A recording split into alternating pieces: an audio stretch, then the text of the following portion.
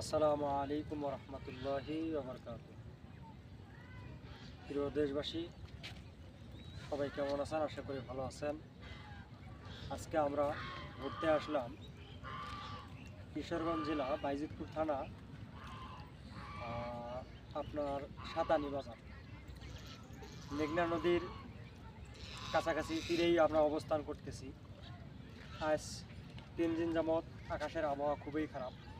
আমরা একটু দেখতে আসলাম যে নদীর পরিস্থিতি কেমন।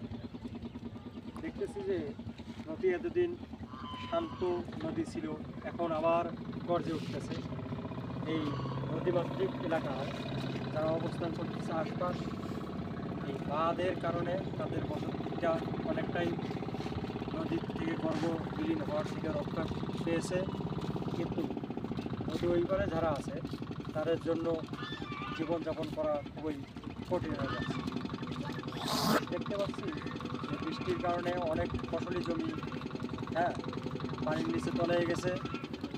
অনেক কৃষি জমি যারা আবাদ ধান রোপণ করেছিল, সময় হয়ে গেছে বাড়িতে আনার মতন।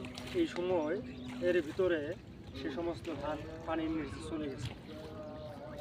তাই সবাই খাস করে দোয়া করবেন, আল্লাহ তাআলা যেন সমস্ত আপদ বিপদ বালা মুসিবত থেকে আমাদের বাংলাদেশ এবং দেশের মাটি ও মানুষকে হেফাজত করে।